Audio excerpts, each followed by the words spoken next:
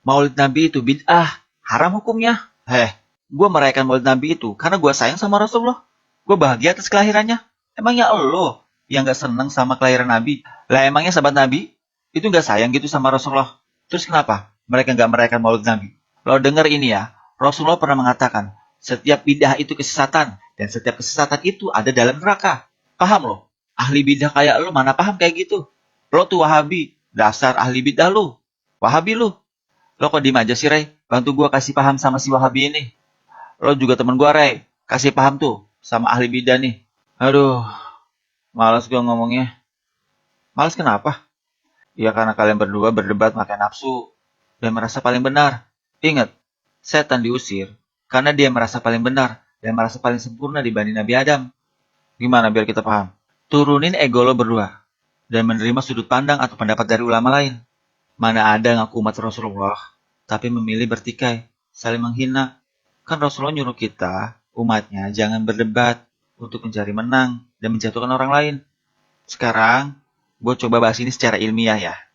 Dengan catatan, lo berdua harus menerima dan mengosongkan diri kalian. Gimana? Mau nggak? Oke, gue setuju. Gue juga mau. Pertama, kita harus tahu, bid'ah itu apa? Dalam bahasa Arab, setiap kata ada dua makna. Pertama, al-makna al-lugawi atau makna yang ada dalam kamus. Yang kedua, al-makna al-istilahi atau makna yang digunakan dalam konteks dalil. Misalnya, sholat, zakat, doa termasuk bid'ah, semuanya itu ada dua arti. Kita ambil kata sholat. Sholat dalam makna al-lugawi atau kamus artinya doa. Sedangkan dalam makna istilahi, sholat itu adalah gerakan yang dimulai dari takbir dan diakhiri dengan salam. Sekarang, kita bedah kata bid'ah. Dalam makna al-lugawi atau kamus, sesuatu yang baru, cara baru, atau hal yang baru. Dalam makna istilahi, bid'ah adalah sesuatu yang tidak pernah dilakukan Rasulullah dan tidak bisa dikembalikan ke pokok-pokok agama. Oke, kita pahami itu dulu. Misalnya nih, ada orang yang semangat banget sholatnya, hingga dia menambah 6 waktu sholat. Maka kita bertanya kepada orang itu, apakah Rasulullah pernah melakukannya? Jelas tidak. Apakah bisa dikembalikan ke pokok-pokok agama? Itu juga tidak ada, karena tidak ada ulama yang berpendapat bahwa sholat wajib 6 waktu. Jelas, tidak ada rujukan yang jelas. Maka, jelas apa yang dilakukan orang itu, bid'ah.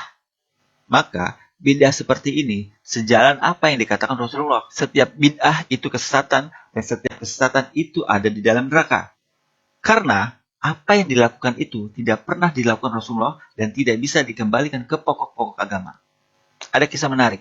Semoga kisah ini bisa diambil pelajaran apa yang kalian perdebatkan dari tadi. Suatu ketika, Rasulullah itu sedang mengimami sholat.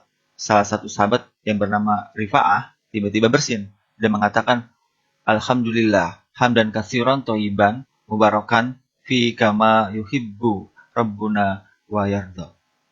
Ketika sholat selesai, Rasul bertanya, siapa yang mengatakan itu tadi? Seketika Rifa'ah menjawab, saya ya Rasulullah.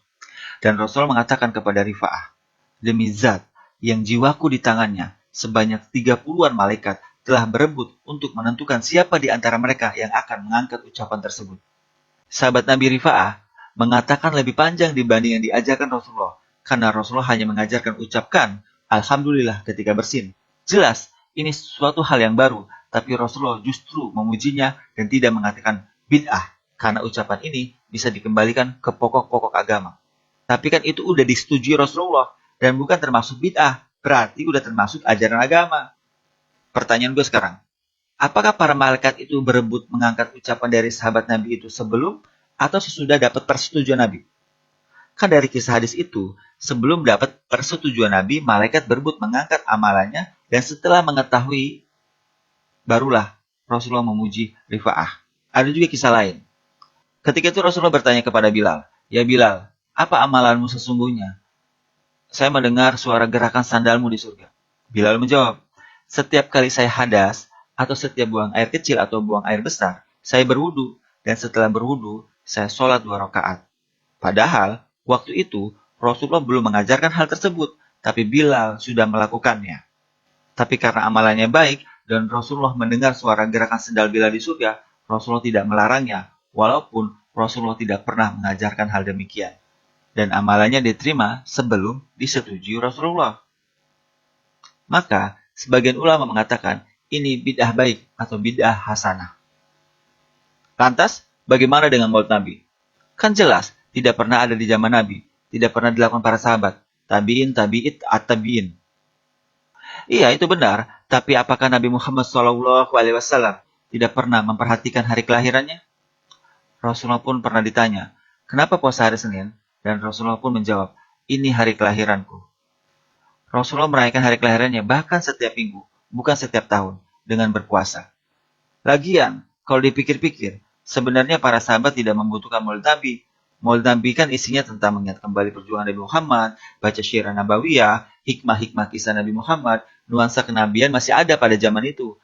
Pas di zaman tabi'in, juga nuansa kenabian masih ada. Di setiap desa kecil ada puluhan muhadits atau ahli hadis. Coba sekarang di tempat kalian masing-masing, adakah ahli hadis? Jadi, setelah 3 generasi, generasi sahabat, tabi'in, tabi'it, tabi'in, umat mulai lalai. Makanya, mereka membutuhkan satu hari di mana mereka mengingat Nabi Muhammad SAW, mengingat kembali sirahnya, perjuangannya, mempelajari syama'il Nabi Muhammad SAW. Mengingat Nabi itu cuma sehari doang dalam setahun. Mengingat Nabi itu setiap hari. Benar, mengingat Nabi itu harus setiap hari. Tapi bukankah kondisi sekarang banyak masyarakat yang lalai? Jadi nggak apa-apa, ada satu hari acara mengingat Nabi. Sehingga momentum ini banyak orang kembali mengingat perjuangan Nabi. Sehingga mempertebal keimanannya. Kalau gitu kenapa harus hari kelahiran? Kenapa nggak hari lain aja? Kan bisa. Lah emang kata siapa cuma hari kelahiran aja? Baru ada kajian sirah nabawiyah. Di hari lain juga ada kajian sirah nabawiyah. Coba deh, lo masuk ke masjid-masjid manapun di seluruh dunia, pasti sepanjang tahun, selain hari Maulid, pasti ada kajian Sama'il, kajian sirah nabawiyah, memperkenalkan Rasulullah, mengingat kembali Rasulullah. Tapi kan banyak acara Maulid tuh yang ada musiknya. Jelas haram. Kalau di acara Maulid Nabi itu ada acara maksiat seperti biduan bernyanyi dengan pakaian mini, maka yang disalahkan bukan maulidnya, tapi panitia yang tidak mengerti Maulid Nabi. Dan kalau lo menganggap musik itu haram, maka ikuti Maulid yang gak ada musiknya. Jangan salahkan Maulidnya. Atau ada acara Maulid ikhtilat, maka jauhi acara Maulid yang keluar dari anjuran para ulama. Salahkan ikhtilatnya, bukan Maulidnya. Ah, nggak ada tuh bidah baik. Bidah itu ya bid'ah, tempatnya di neraka. Kalau lo nggak mau menganggap ada bidah yang baik, maka lo nggak usah belajar tajwid.